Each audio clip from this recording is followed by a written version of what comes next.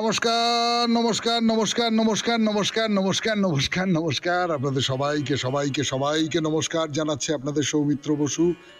সবাইকে অজস্র শুভকামনা জানাচ্ছে, সবাইকে স্বাগত জানাচ্ছে আজকের এই শরণাগত অনুষ্ঠানে এবং সবাইকে শুভ সকাল জানাচ্ছে। শুভ সকাল, শুভ হোক, জগতের শুভ হোক। মাধবশীলের পঞ্জিকা অনুযায়ী আজকের দিনটার কথা বলি। আজকে 18ই ফাল্গুন 1431, ইংরেজির 3রা মার্চ 2025, সোমবার। আজ চতুর্থী। সূর্যোদয়ের সময় সকাল 6টা বেজে 3 মিনিট, সূর্যাস্তের সময় বিকেল 5টা বেজে 37 মিনিট। নক্ষত্র রেবতী। জন্মে মীন রাশি, বিপ্রবর্ণ, দেবগণ। দিনের বেলা 10টা বেজে 34 মিনিট গতে মেষ রাশি, ক্ষত্রিয় বর্ণ, মতান্তরে বৈশ্যবর্ণ। আমাদের হোয়াটসঅ্যাপে চিঠি পাঠাবার নাম্বার 9831922927। চিঠির গোড়ায় অতি অবশ্যই SG লিখতে হবে, এসব তো আপনারা জানেন। এবারে আজকের অনুষ্ঠান সম্পর্কে বলি। প্রথমে পুরাণ চিরন্তন। আমরা বলছিলাম জরাসন্ধের কথা। জরাসন্ধকে কৃষ্ণ এবং বলরাম যুদ্ধ করে একটু হাঁটিয়ে দিয়েছেন, কিন্তু একেবারে যে জরাসন্ধ যুদ্ধ ত্যাগ করে চলে যাবেন হেরে গিয়ে মাথা নিচু করে, এই রকমটা কেউ বিশ্বাস করছেন না। ফলে এইরকম একটা সময় দুটো কাজ করা যেতে পারে। একটা হচ্ছে জরাসন্ধর পেছু পেছু তাড়া করে যাওয়া যেতে পারে, আর একটা নিজেদের রাজ্যটাকে সুরক্ষিত রাখবার ব্যবস্থা করা যেতে পারে। তো এইসব নিয়ে আলোচনা হচ্ছে। বলছিলাম আপনাদের যে নানান রকমের পরামর্শ, বিকদ্রু, তিনি একজন অভিজ্ঞ মানুষ, তিনি নানা রকম পরামর্শ দিচ্ছেন। এরপর থেকে কি হলো না হলো সেই সব বলবো। তারপরে চলে যাব স্বামী বিবেকানন্দের রচনা থেকে পাঠ এই পর্বে। বহুত্বে একত্ব, এই নিয়ে যে প্রবন্ধটি, সেই প্রবন্ধটির থেকে খানিকটা অংশ পড়ে শোনানো হয়েছে, আবার একটুখানি অংশ আপনাদের পড়ে শোনাবো। তারপরে চলে যাব ঠাকুর শ্রী রামকৃষ্ণ পরমহংসদেবের কথামৃত থেকে পাঠ, স্বামী লোকেশ্বরানন্দের একটি রচনা পড়ে শোনাবো, আপনাদের চিঠিপত্র, এবং শেষে বাইরে দূরে। এই হলো আমাদের আজকের অনুষ্ঠান সূচি। তাহলে এখন একটু গান শুনি, গানের পর ফিরে আসছি জরাসন্ধকে নিয়ে কথা বলবার জন্যে।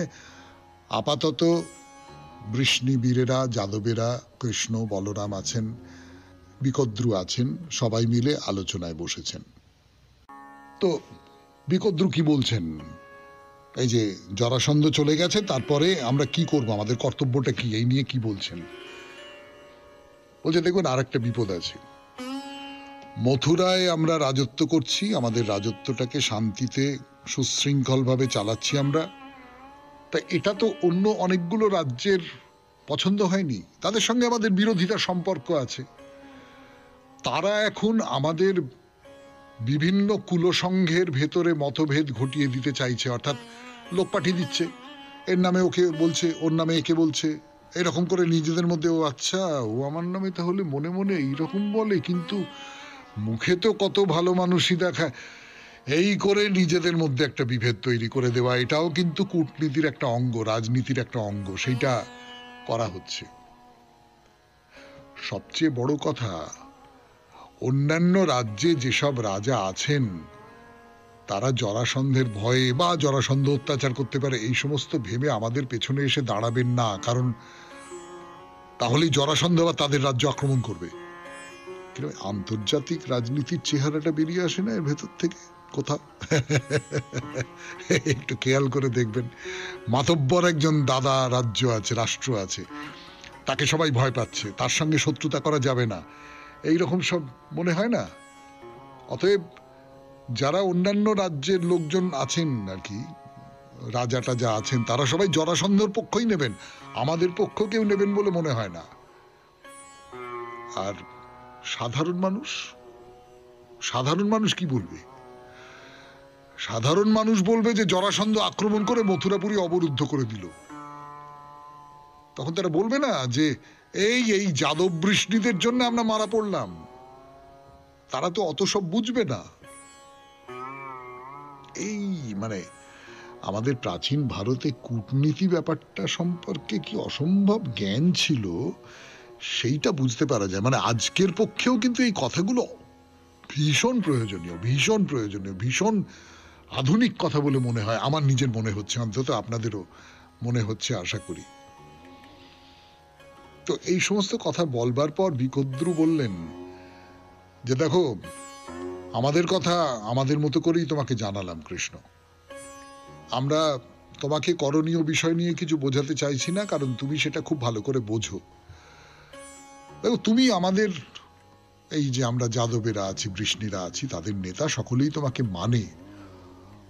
কিন্তু একটা কথা মনে রেখো, আজকে যে শত্রুর সঙ্গে আমাদের বিরোধ হয়েছে, জরাসন্ধ,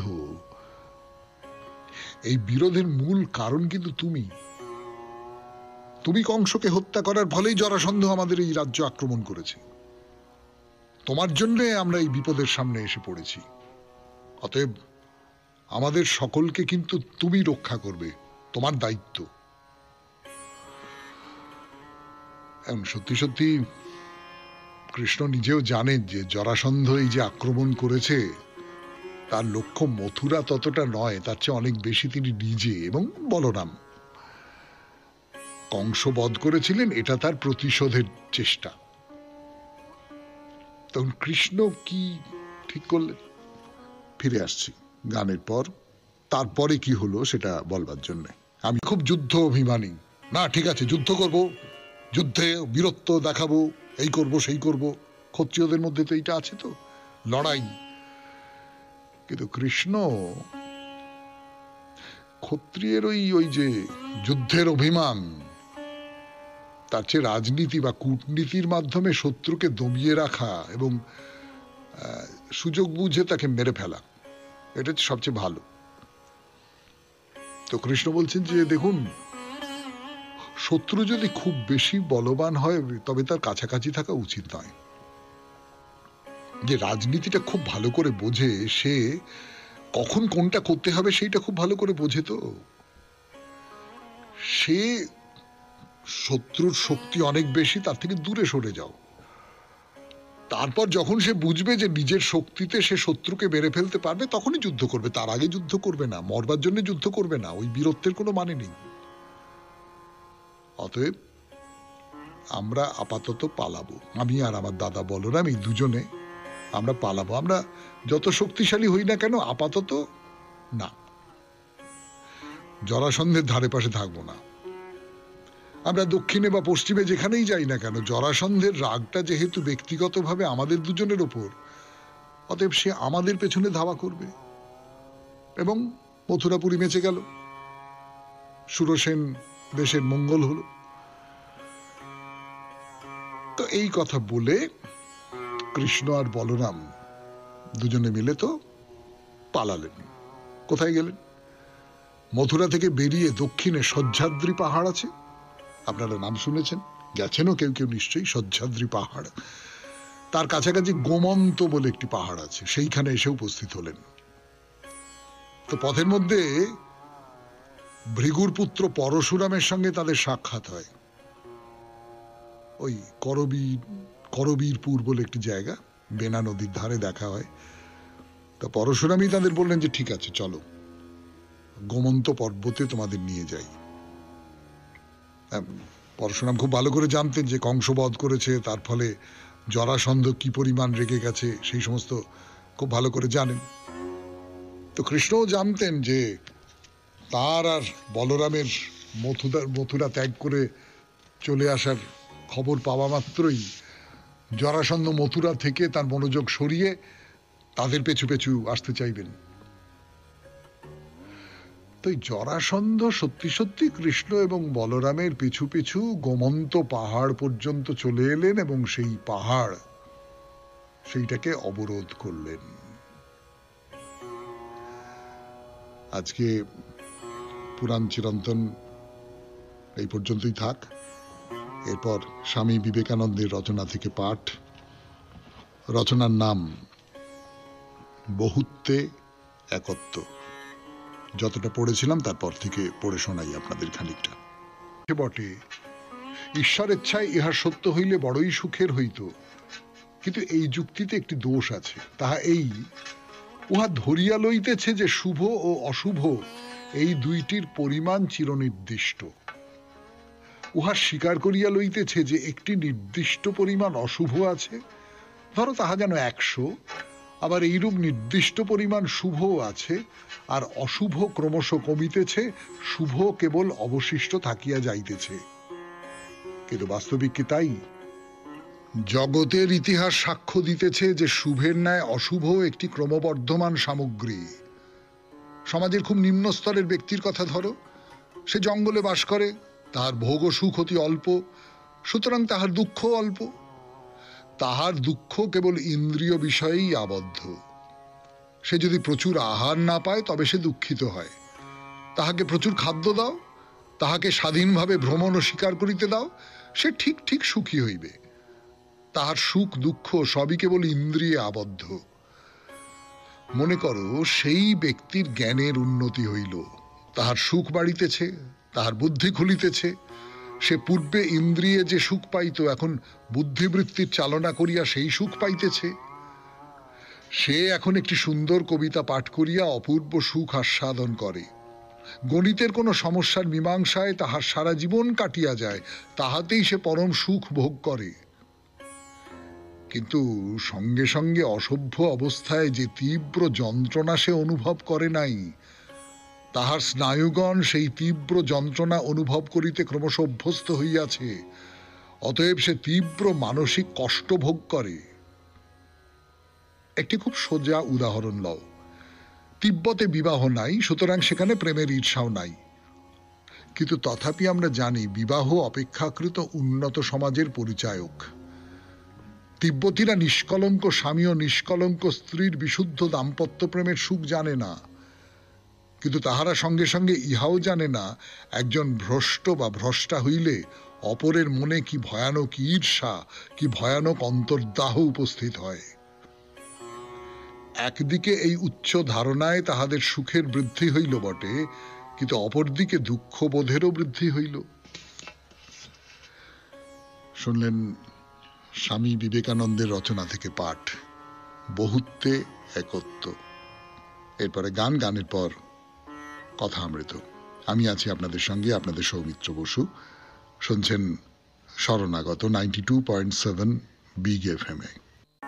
এবারে কথা অমৃত থেকে পাঠ 92.7 বিগ FM এ শরণাগত অনুষ্ঠানে ঠাকুরের কথা বলছি। ঠাকুর যেভাবে কথা বলতেন, যেসব কথা বলতেন, সেই সব কথা লিখে রেখেছেন মাস্টারমশাই মহেন্দ্রগুপ্ত। তার এই বই থেকে পড়ে শোনাচ্ছি আপনাদের, আর সঙ্গে টুকটাক আমার নিজের যা কিছু কথা বলবার সেগুলো বলি। তো ঠাকুর যেটা বলছেন, সাকার ভাবে তুমি সাধনা করো, নিরাকার ভাবে তুমি সাধনা করো, যা ইচ্ছে করে তুমি ঈশ্বরকে ডাকো। কিভাবে ডাকবে সেটা তোমার ব্যাপার, ঈশ্বর তাতে সাড়া দেবেন। তুমি যদি ডাকো, ব্যাকুল হয়ে ডাকো, সর্বস্ব ছুঁড়ে ফেলে দিয়ে ডাকতে পারো, তাহলে ঈশ্বর তোমাকে সাড়া দেবেন। এই হলো সোজা কথা। বলে বলছেন, তবে নিরাকারবাদীদের ভুল কি জানো? ভুল এই যে তারা বলে তিনি নিরাকার, আর সব মত ভুল। ঠাকুর কিন্তু ওই যত মত তত পথ। তুমি যেভাবে ইচ্ছে সাধনা করো, যেভাবে ইচ্ছে তাকে ডাকো, ওই যে আমার পথটাই ঠিক পথ, এই মতটা ঠাকুর একেবারে পছন্দ করেন না। তো ঈশানকে বলছেন যে সেই চিৎ শক্তি, সেই মহামায়া চতুর্বিংশতি তত্ত্ব হয়ে রয়েছেন। এই চতুর্বিংশতি তত্ত্ব, এইটা আমাদের হিন্দু ধর্মের, হিন্দু দর্শনের একটা ব্যাপার, যেটা হচ্ছে এই 24টা তত্ত্ব দিয়ে আমাদের যাবতীয় কার্যকলাপ যা কিছু, সমস্ত কিছু এই 24টা তত্ত্ব দিয়ে। সেই তত্ত্বের মধ্যে পুরুষ আছে, প্রকৃতি আছে, অহংকার আছে, মন আছে, 5টা কর্মেন্দ্রিয় আছে, 5টা জননেন্দ্রিয় আছে, 5টা তন্মাত্র আছে, এইরকম সব 24টা। সেই 24টা যে তত্ত্ব, তাই দিয়ে আমাদের আমাদের আমাদের যা কিছু আমরা করি, সেই সমস্ত কিছু এর মধ্যে দিয়েই আমরা করি। তো ঠাকুর বলছেন যে এর একেবারে কেন্দ্রে কি আছেন? এই চতুর্বিংশতি তত্ত্ব, 24টা তত্ত্ব, এর কেন্দ্রে কে আছেন? মহামায়া। বলে একটা অভিজ্ঞতার কথা বলছেন। বলছেন, আমি ধ্যান করছিলাম, তো ধ্যান করতে করতে মন চলে গেল রস্কের বাড়ি। রস্কে ম্যাথর মানে রসিক আর কি তার নাম। এই রসিক ম্যাথরের কথা আপনারা ঠাকুর শ্রী রামকৃষ্ণ পরমহংসদেবের কথায় পাবেন। যাই হোক, তা মনকে বললাম থাক শালা ওইখানে থাক। মা দেখিয়ে দিলেন ওর বাড়ির লোকজন সব বেড়াচ্ছে খোল মাত্র, ভেতরে সেই এক কুলকুণ্ডলিনী, এক ষটচক্র। আলাদা আলাদা মানুষ, তাদের আলাদা আলাদা পরিচয়, তাদের আলাদা আলাদা সামাজিক অবস্থান, কিন্তু ভেতরে ভেতরে সেই সেই সেই তো সেই আদ্যাশক্তি। এই আদ্যাশক্তি মেয়ে না পুরুষ? তা আমি ওদেশে দেখলাম লাহাদের বাড়িতে কালী পুজো হচ্ছে, মায়ের গলায় পইতে দিয়েছে। তাই জিজ্ঞেস করলো মায়ের গলায় পইতে কেন? তো যে বাড়ির ঠাকুর তাকে সে বললো ভাই তুই মাকে ঠিক চিনেছিস, কিন্তু আমি কিছু জানি না মা পুরুষ কি মেয়ে। মা তো পুরুষও হতে পারে। হ্যাঁ, আমরা মাকে মা বলে ডাকতে একটা আরাম পাই, সেই জন্য আমরা নারী রূপে তাকে দেখি, কিন্তু মা তো পুরুষও হতে পারে। পুরুষ নারীর তো কোনো ভেদ নেই। শুনছেন 92.7 বিগ এফএম-এ শরণাগত কথামৃত থেকে পাঠ। আরো পাঠ করবার জন্য ফিরে আসছে আপনাদের সৌমিত্র বসু। মাঝখানে একটু গান, গানের পর বলছি মহামায়ার কথা, মহামায়ার লীলার কথা বলছেন ঠাকুর শ্রী রামকৃষ্ণ পরমহংসদেব, যে তিনি পুরুষও হতে পারেন, নারীও হতে পারেন। এরকম আছে সেই মহামায়া শিবকে টপ করে খেয়ে ফেললেন। মার ভেতরে ষটচক্রের জ্ঞান হলে শিব মায়ের উরু দিয়ে বেরিয়ে এলেন, তখন শিব তন্ত্রের সৃষ্টি করলেন, অর্থাৎ শিবকেও তিনি নিলেন। কিন্তু এই যে উরু দিয়ে বেরিয়ে এলেন, আমার বিবেচনায়, আমি অত জানি না সত্যি মিথ্যে, এই যে উরু দিয়ে বেরিয়ে এলেন তার কারণ শিব তার সন্তানও বটে, শিবকে তিনি সৃষ্টিও করলেন বটে, তাকে বিনাশ করলেন, তাকে আবার সৃষ্টি করলেন। এই যে এই যে এই যে ধারাবাহিকতা এইটা চলছে। তো সেই চিৎ শক্তি, সেই মহামায়া শরণাগত হতে হয়। তো ঈশান বলছেন আপনি কৃপা করুন। ঠাকুর বলছেন যে সরলভাবে বলো হে ঈশ্বর দেখা দাও আর কাঁদো কাঁদো। বলো হে ঈশ্বর কামিনী কাঞ্চন থেকে মন তফাৎ করো আর কাঁদো, ব্যাকুল হয়ে কাঁদো। এই এই এইটাই হচ্ছে তোমার কাজ, এইটা করলে তুমি দেখা পাবে। আর ডুব দাও। ওপর ওপর ভাসলে বা সাঁতার দিলে কি রত্ন পাওয়া যায়? ডুব দিতে হয়, ডুব দিতে হয়। ডুব ডুব ডুব ডুব সাগরে আমার মন। এই সাগরের তলায় ডুব দিতে হয়, অর্থাৎ বাইরের যা কিছু আছে সেই সমস্ত কিছু থেকে একটা গভীর নিবিষ্টতার মধ্যে চলে যেতে হবে আপনাকে। এই নিবিষ্টতায় বাইরের কোনো কিছু আপনাকে কোনোভাবে বিরক্ত করতে পারবে না, কোনোভাবে উত্তক্ত করতে পারবে না, কিচ্ছু করতে পারবে না। এইটা যদি আপনি করতে পারেন তাহলে ঠিক আছে, আপনি তাকে পাবেন। বলছেন গুরুর কাছে সন্ধান নিতে হয়। একজন বানলিঙ্গ শিব খুঁজতে ছিল, কেউ আবার বলে দেয় অমুক নদীর ধারে যাও, সেখানে একটি গাছ দেখবে, সেই গাছের কাছে একটা ঘূর্ণি জল আছে, সেইখানে ডুব মারতে হবে, তবে বানলিঙ্গ শিব পাওয়া যাবে। তো গুরুর কাছে সন্ধান নিয়ে জেনে নিতে হয় যে এইখানে গেলে পাবো, এইরকম করে পাবো, এরকম করে বেছে নিতে হয় যে কে তোমাকে ঠিক ঠিকটি বলবে, সেইটা তোমাকে বেছে নিতে হয়। তাহলে দুটো তিনটে ব্যাপার দাঁড়ালো। এক নম্বরটা হচ্ছে খুব ব্যাকুল হতে হবে, ব্যাকুল হয়ে তার জন্য কাঁদতে হবে। দু নম্বর হচ্ছে মনকে একেবারে তাতে ডুবিয়ে দিতে হবে, বাইরের আলো হাওয়া কিছু যেন প্রবেশ করতে না পারে, জলের তলায় যেমন সেসব কিছু আমি সেই রকম করে একেবারে ডুবে যেতে হবে।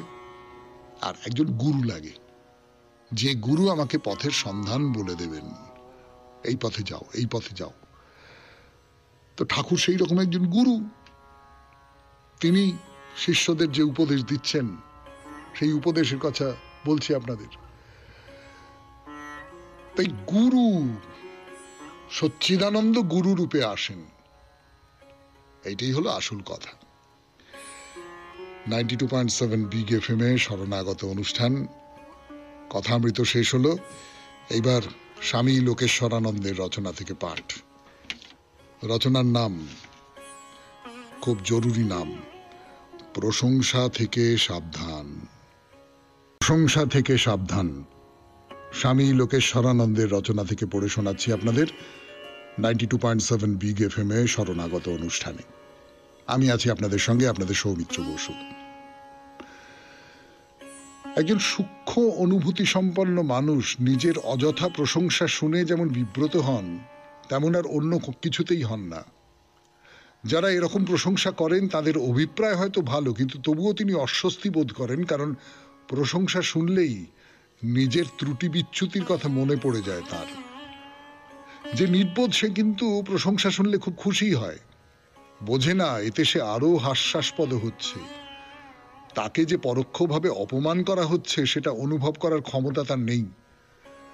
অন্যদিকে যিনি প্রকৃত বুদ্ধিমান তিনি কিন্তু প্রশংসা শুনলেই সতর্ক হয়ে যান, অন্তত শোনা মাত্রই তা বিশ্বাস করেন না, কারণ তিনি জানেন লক্ষ্যে পৌঁছতে তার এখনো অনেক দেরি। তাই কেউ প্রশংসা করলে তার দুর্বল বিচার শক্তি দেখে দুঃখ পান তিনি। তবে তার চাইতে মহান কোনো ব্যক্তি যদি তার প্রশংসা করেন তাহলে তিনি তৃপ্তি বোধ করেন। অবশ্য তিনি সেই প্রশংসার যোগ্য কিনা সে বিষয়ে তখনও তার সন্দেহ থেকেই যায়। এরকম যে হয় তার কারণ নিজের সম্বন্ধে নিজের মূল্যায়নের ওপরেই তার আস্থা বেশি। যিনি প্রকৃত গুণী, স্বীকৃতি নিয়ে তার তেমন মাথা ব্যথা নেই। নিজেকে কি করে আরো সমৃদ্ধ, আরো উন্নত করা যায় তাই তার চিন্তা। অন্যরা তাকে স্বীকৃতি দিতে পারেন, কিন্তু তিনি জানেন 5 জনের প্রশংসা সাফল্যের মানদণ্ড নয়। গ্যালিলেও যে সত্য আবিষ্কার করেছিলেন সেজন্য নোবেল পুরস্কার পেতে পারতেন তিনি, যদি তখন তা চালু থাকতো। অথচ তার ভাগ্যে যে পুরস্কার জুটেছিল তা হলো জনসাধারণের কাছে চূড়ান্ত অপমান। প্রতিভাসম্পন্ন মানুষ সর্বদাই অসুখী, কারণ তার কখনোই মনে হয় না যা তিনি করেছেন তা যথেষ্ট। তার জীবন অবিরাম সংগ্রামের, নিজের শ্রেষ্ঠ গুণগুলি বিকশিত করার সংগ্রাম। তিনি যে প্রশংসা অপছন্দ করেন তার কারণ তাতে আত্মতুষ্টি আসে, সংগ্রাম শ্লথ হয়ে যায়। কিন্তু দুর্ভাগ্য তার যে প্রশংসায় অভিভূত হয়ে পড়ে। গুণী ব্যক্তি যখন প্রশংসা উপভোগ করতে শুরু করেন তখন বুঝতে হবে তার অধঃপতনের আর দেরি নেই।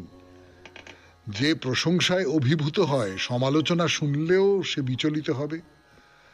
সমালোচনা শুনলে একজন গুণী মানুষের কি রকম প্রতিক্রিয়া হবে?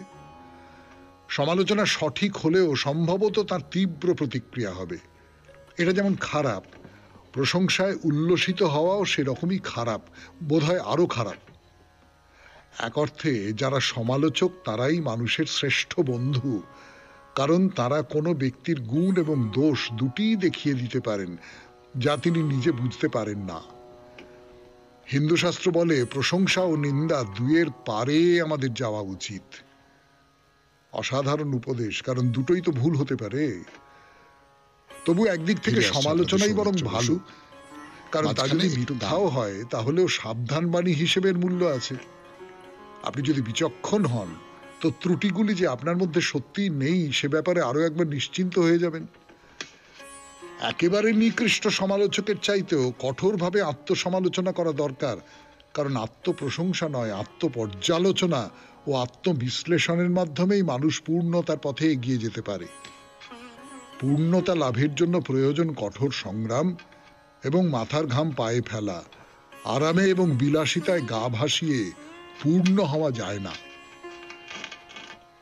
একজন চরিত্রবান মানুষ নিজেই নিজের শ্রেষ্ঠ বিচারক। বিচারের মানদণ্ডটি একান্তভাবেই তার নিজস্ব এবং তিনি তার আদর্শের মান ক্রমাগতই বাড়িয়ে যান। নিজের বর্তমান অবস্থায় তিনি সন্তুষ্ট নন, কারণ তিনি জানেন তার চরিত্রের পূর্ণ বিকাশ এখনো হয়নি। তার চরিত্রের এমন কোনো ত্রুটির কথা যদি মানুষ বলে যা তিনি ঘুণাক্ষরেও জানতেন না, তাহলে অবশ্য আলাদা কথা, নচেত কোনো সমালোচনাতেই তিনি বিচলিত হন না। জ্ঞানীগুণী মানুষ ছাড়া সাধারণের প্রশংসায় তিনি দৃক্পাত করেন না। যোগ্য মানুষের প্রশংসায় হয়তো তার আনন্দ হয়, কিন্তু তিনি মনে করেন ওই প্রশংসা তার প্রাপ্য নয়। প্রশংসার চাইতে সমালোচনাই কাম্য তার, কারণ শেষেরটি তাকে এগোতে সাহায্য করে। সফলতা এমন এক লক্ষ্য যা হয়তো ধরাছোঁয়ার বাইরে, কিন্তু সাফল্য লাভের দৃঢ় প্রচেষ্টার মধ্যে একটা সুখ আছে। পাছে এই সুখ থেকে বঞ্চিত হতে হয় তাই তিনি প্রশংসা এড়িয়ে চলেন। প্রশংসা এক ধরনের মিথ্যা আত্মতুষ্টি জাগিয়ে মানুষকে দুর্বল করে দেয়। সাহসের সঙ্গে সব প্রতিকূলতার মোকাবিলা করার জন্য যে উৎসাহের প্রয়োজন হয়, প্রশংসা তা নষ্ট করে দেয়। জীবনে ব্যর্থতা আসেই, কিন্তু এই ব্যর্থতা থেকেই আবার একদিন সাফল্য আসে। ব্যর্থতাকে শান্তভাবে মেনে নেওয়া এবং দৃঢ়তর সংকল্প নিয়ে নতুন সংগ্রামে ঝাঁপিয়ে পড়া, তার মধ্যেই মানুষের আসল পরীক্ষা। প্রশংসা থেকে সাবধান শুনলেন স্বামী লোকেশ্বরানন্দের রচনা থেকে পাঠ। গানের পর চিঠিপত্র। এরপরে এবারে চিঠিপত্র। কৃষ্ণা মণ্ডলের চিঠি, ভিআইপি রোড, তেঘরিয়া থেকে লিখেছেন তিনি। তার কথা শোনাই আপনাদের 92.7 বিগ এফএম এ স্মরণত অনুষ্ঠানে। এই চিঠির একটি নাম দিয়েছেন তিনি, কোনো এক অমৃতের সন্ধানে। পড়ি। আলোকপথের দিশারি সৌমিত্র বসু মহাশয়কে নমস্কার। আজ আমি এমন একটি বিষয় নিয়ে কিছু কথা বলতে চাই, তা হয়তো সবার ভালো না লাগতেও পারে। বিস্ময় লাগে, আমরা কোন অমৃত লোকের সন্ধানে চলেছি। যখন দেখি আমার সহযাত্রী, সহকর্মী, আত্মীয়, বন্ধুর মৃতদেহের উপর দিয়ে চলেছি মোক্ষ লাভের উদ্দেশ্যে, এতে কি কোনো অমৃত সুধা লাভ করতে পেরেছি?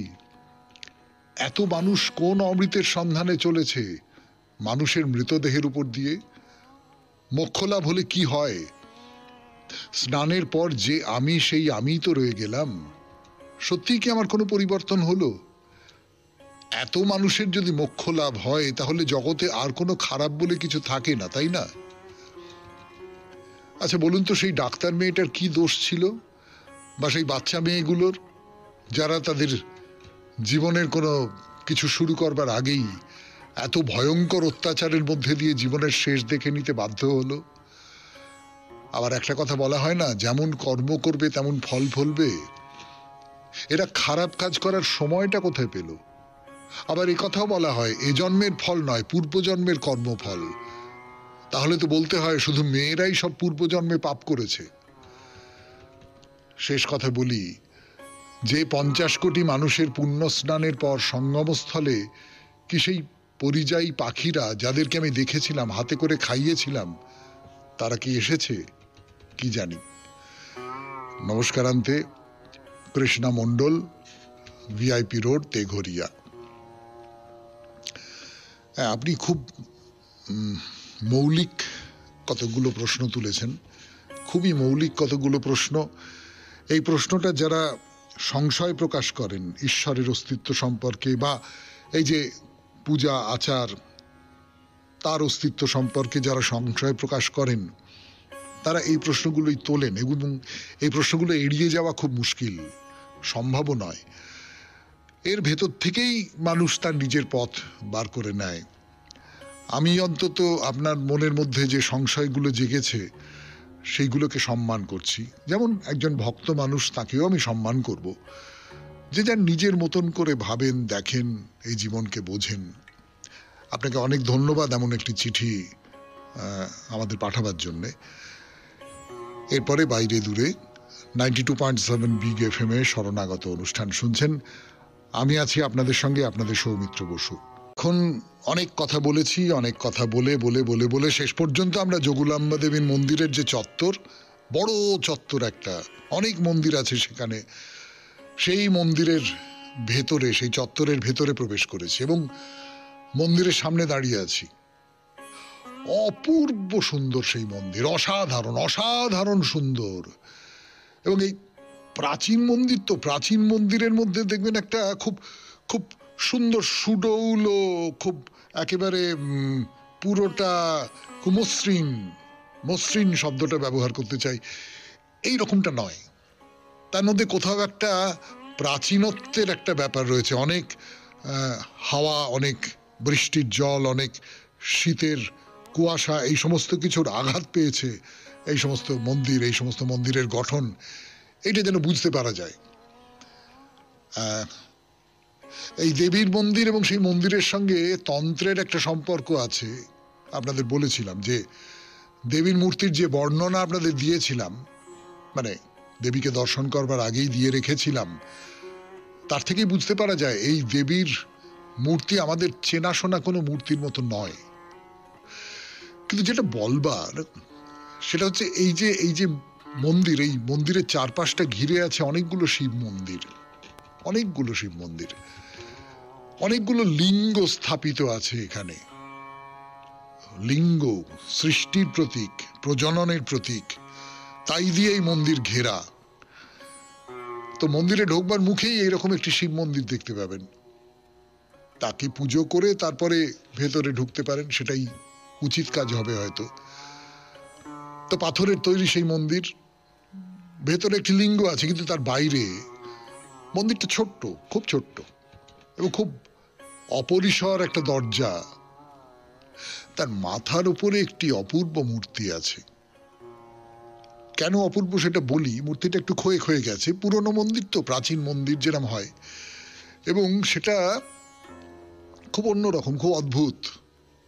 দুটো হাতি আপনার দিকে পাশ করে মুখোমুখি দাঁড়িয়ে আছে, মাথার উপর সুঁড় তুলে।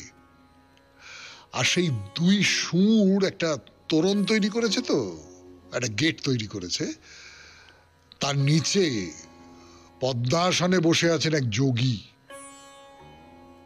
যোগীর গালে দাড়ি, মাথায় জটা, বড় বড় দুটো চোখ, ঊর্ধ্বাঙ্গ অনাবৃত। পাথরের গায়ে খোদাই করা আছে এই যোগীর মূর্তি। আমি জানি না ইনি কি যোগীরাজ শিব, শিব মন্দিরের মুখে এইরকম একটি মূর্তি রয়েছে, হতে পারে। তো এই মূর্তিটা কালো পাথরের, এই মূর্তি, এই ভাস্কর্য যা কিছু বলুন না কেন, কালো কুচকুচে পাথরের, অপূর্ব সুন্দর দেখতে লাগে। মানে আমার তো অপূর্ব লেগেছিল দেখতে। তো দেখা শেষ করে আপনি ওই ছোট্ট মন্দিরের ভেতরে প্রবেশ করলেন। লোহার একটা গেট আছে বাইরে, গরাদের মতন একটা গেট আছে, সেটা পার হয়ে ভেতরে একটা ছোট্ট লিঙ্গ রয়েছে, বেশ ছোট। এবং ঘরটাও যে খুব অনেকটা পরিসর নিয়ে ঘর তা তো নয়, একটু অযত্নেই আছে, দেওয়ালে চটা উঠে গেছে। তো এই লিঙ্গটি অবস্থান করছে, তাকে পুজো দিলেন, পরিক্রমা করলেন তার চারপাশে, তারপর বেরিয়ে এলেন সেই ঘর থেকে। শুনছেন বাইরে দূরে তেলেঙ্গানার এই যে মন্দিরটি, যোগুলাম্বা দেবীর মন্দির, এই মন্দিরে আপনাদের নিয়ে এসেছি আপনি 92.7 বিগ FM এ। এই মন্দির নিয়ে আরো কথা, ফিরে আসছি গানের পর। কথা শুরু করছি 92.7 বিগ FM এ শরণাগত অনুষ্ঠানে। না, মন্দিরে ঢোকবার মুখেই একটাই যে শিবলিঙ্গ আছে এমনটা নয়, গোটা মন্দির জুড়েই, মানে মন্দির চত্বর জুড়েই অনেকগুলো শিবলিঙ্গ আছে। তার কারণ বোঝা যে কঠিন তা তো নয়।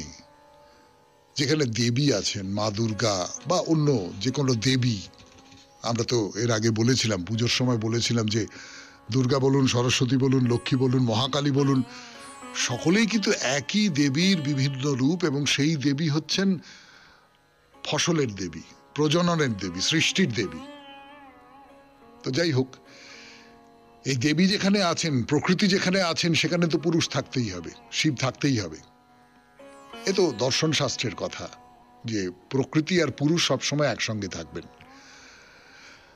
আসলে এই মন্দিরের অনেকগুলো দরজা আছে, তার মধ্যে পূব দিকের যে দরজা, সেইখান দিয়ে প্রবেশ করবার সময় আপনি এই শিবের মন্দির দেখেছেন, আরো দেখবেন। এবং একটা কথা আপনাদের বলি যে শৈব এবং বৈষ্ণব ধর্মের নানান রকমের চিহ্ন ছড়িয়ে রয়েছে এই মন্দিরের মধ্যে, এবং দেবীর মন্দির মানে শাক্ত মন্দির তো, কিন্তু প্রচুর পরিমাণে শৈব এবং বৈষ্ণব ধর্মের নানান রকমের সব চিহ্ন, নানান অভিজ্ঞান, সেগুলো রয়েছে। তো এর আগের যে শিব মন্দিরটার কথা বলছিলাম, ছোট্ট শিবলিঙ্গ নিয়ে, ছোট্ট, না, সবকটা শিব মন্দির যে একরকম তা বলা যাবে না। আর একটা শিবলিঙ্গ দেখাই আপনাদের। এটা কিন্তু তুলনায় বড়, কালো মসৃণ পাথরের শিবলিঙ্গ। মাথার উপর একটা ছাদ আছে, কিন্তু সেই ছাদটার দুপাশের দেওয়াল নেই, থাম দিয়ে ছাদটাকে ধরে রাখা হয়েছে। মানে আপনি এইখানে শিবের সামনে বসে আপনি খোলা আকাশ দেখতে পাবেন। মানে কোনো মন্দিরের বদ্ধ ঘরের মধ্যে এই শিবলিঙ্গ অবস্থান করছেন না। ভারী চমৎকার একটা বড় জায়গা, পুরনো ধরনের পাথরের থাম, মাথার উপরে মন্দিরের চূড়া, সেই চূড়ায় প্রাচীন ধরনের সমস্ত কারুকাজ। দেখলেই আপনার মনে হবে যে আপনি আজ থেকে অনেক অনেক বছর পিছিয়ে, এই ধরুন ষষ্ঠ কি সপ্তম শতাব্দীর এই তেলেঙ্গানা, এই অঞ্চল, সেখানে উপস্থিত হয়েছেন। তো এই রাস্তা চলে গেছে এই মন্দিরের পাশ দিয়ে, যে বড় একটা দালান, তার পাশ দিয়ে রাস্তা চলে গেছে। অন্যদিকে একটা মন্দির রয়েছে, সাদা চুনকাম করা, বোঝাই যায় অনেক পরবর্তীকালের নির্মাণ। তো এই যে বাঁদিকের যে মন্দিরটার কথা বলছিলাম, প্রাচীন মন্দিরটার কথা, সেখানে খুব ছোট ছোট ছোট ছোট সব মূর্তি খোদাই করা আছে। যেমন ধরুন একটা গণেশের মূর্তি, আর পাথরের গায়ে খোলা জায়গায় মূর্তি তো খুব অক্ষত অবস্থায় আছে এমন কথা বলা যাবে না। ওই রোদ বৃষ্টি ঝড়ের অত্যাচার তো আছেই, কিন্তু তবু এর সৌন্দর্য উপলব্ধি করা যায়। ছোট্ট গণেশ, বালক গণেশ, একটা হাঁটু তুলে অন্য হাঁটু নামিয়ে বাবু হয়ে বসে আছে। হ্যাঁ, স্পষ্ট দেখা যাচ্ছে। ভারী সুন্দর, ভারী অপূর্ব সব ভাস্কর্য। কিন্তু না, আজকে আর সময় হবে না, এইখানেই শেষ করি। বাইরে দূরে তথা শরণাগত আমাদের হোয়াটসঅ্যাপে চিঠি পাঠাবার নাম্বার 9831922927। চিঠির গোড়ায় অতি অবশ্যই SG লিখতে হবে। এবার তাহলে কবিতা, রবীন্দ্রনাথের কবিতা, শেষ সপ্তকের একটি কবিতা পড়ে শোনাই আপনাদের। কবিতার কোনো নাম নেই, সংখ্যা আছে 37। বিশ্বলক্ষ্মী, তুমি একদিন বৈশাখে বসেছিলে দারুণ তপস্যায় রুদ্রের চরণতলে। তোমার তনু হলো উপবাসে শীর্ণ, পিঙ্গল তোমার কেশপাশ। দিনে দিনে দুঃখকে তুমি দগ্ধ করলে দুঃখেরই দহনে, শুষ্ককে জ্বালিয়ে ভস্ম করে দিলে পূজার পুণ্য ধূপে। কালোকে আলো করলে, তেজ দিলে নিস্তেজকে, ভোগের আবর্জনা লুপ্ত হলো ত্যাগের হোমাগ্নিতে। দিগন্তে রুদ্রের প্রসন্নতা ঘোষণা করলো মেঘ গর্জনে, অবনত হলো দাক্ষিণ্যের মেঘপুঞ্জ উৎকণ্ঠিতা ধরণীর দিকে। মরুবক্ষে তৃণরাজি শ্যাম আস্তরণ দিল পেতে, সুন্দরের করুণ চরণ নেমে এলো তারপরে।